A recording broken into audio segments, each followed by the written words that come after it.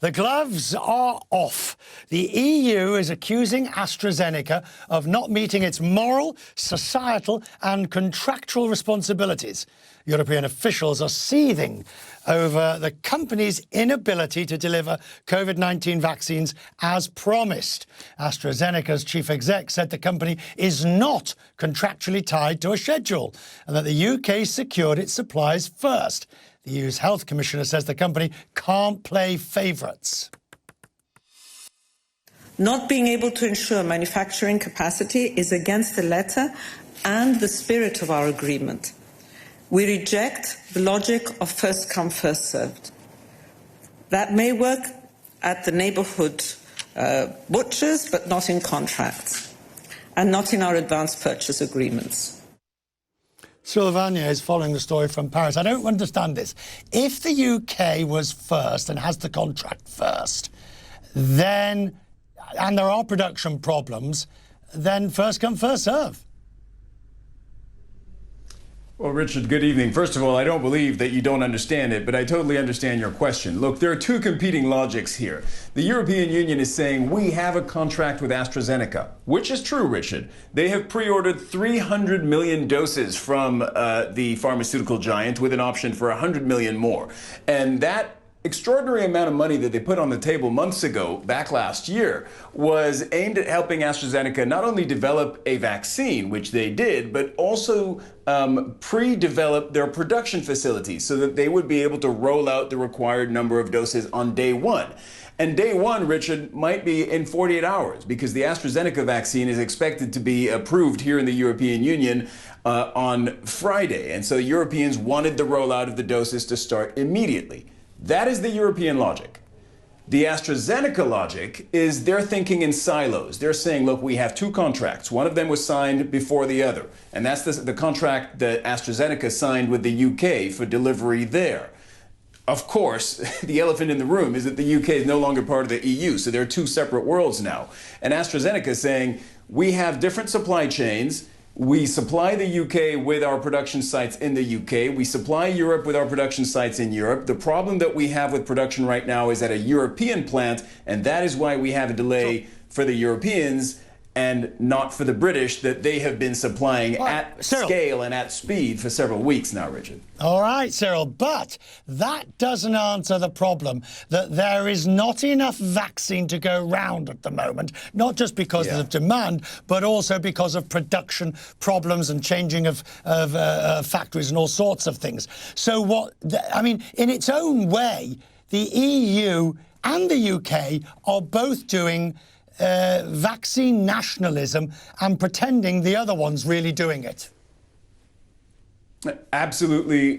Richard, you and I were talking on air around the time when the Brexit deal was struck with the Europeans. And I remember telling you at that time that despite all the talk about them having this deep, lasting friendship between the two sides and that they would act as allies, I told you that they were now rivals and that their friendship would be tested sooner rather than later. And that is what is happening now, because the EU is imposing a logic whereby every dose that is manufactured in the UK and going to Britons are doses that are not going to Europeans. So in other words, in the EU's logic, if you're saving British lives, those are lives in Europe that are not being saved. And that is, that question was asked tangentially to Boris Johnson today during his press conference. He did not address it at all. He gave an answer on COVAX, which is a mechanism destined to provide vaccines to poor countries.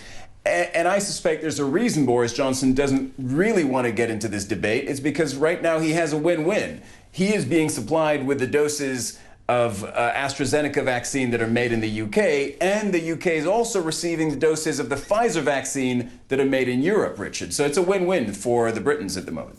Cyril, thank you. In Paris, the Biden administration's COVID team is pledging full transparency with its response. Earlier today, they held a virtual public briefing for the first time. The president's advisor said they were working as fast as possible to speed up vaccinations with this warning. We are taking action to increase supply and increase capacity. But even so, it will be months before everyone who wants a vaccine will be able to get one. Now, President Biden says he hopes to get more Americans, 300 million people, vaccinated by the end of the summer. That means the White House task force is promising to increase distribution by more than 15% immediately. And the president announced plans to buy 200 million more doses of the Pfizer and Moderna vaccines. The AstraZeneca has not been approved yet. Michael Osterholm is an infectious disease expert who served on the president's COVID advisory board during the transition. He's with me now from Minneapolis. This is a real mess. I mean, first of all, you hear what's happening in the United States. Not enough vaccines, the numbers going up in terms of how to get. Then you hear what's going on in Europe with AstraZeneca. Where does this play out, do you think? Well, first of all, it shouldn't be a surprise that everyone wants their vaccine right now. And when I say everyone, I mean those who clearly want to get a dose, and we just don't have enough production. We didn't set out clear expectations to the public to say, over the course of X number of weeks to months, this is how much we can produce. This is the order in which we are going to recommend people get it and why. And I think you are beginning to see that now in the United States. Clearly, over the course of the last several days, the White House has been extremely transparent. They've actually now even given states the information they need to know 3 weeks in advance of how much vaccine will be coming. But it's going to be far short of what people want right now, and we just have to adjust our expectations accordingly. Michael, one thing puzzles me, which is the situation in the United States, again, vis-a-vis Europe. In Europe, countries like the UK are in total lockdown for many more weeks to come, and the numbers are still very high. Same with Germany, same in France. And yet I look in the United States, New York is planning to lift some restrictions and maybe start inside dining again. There doesn't seem to be any, California's lifted its lockdown. Why is what's going on? Why is Europe seemingly so much worse at the moment than the United States in terms of doing what it's doing? Well, Richard, it's actually a combination of factors. But let me just say right now, Europe is experiencing a real challenge with this new the virus variant, B117, or the UK variant, as it's been called.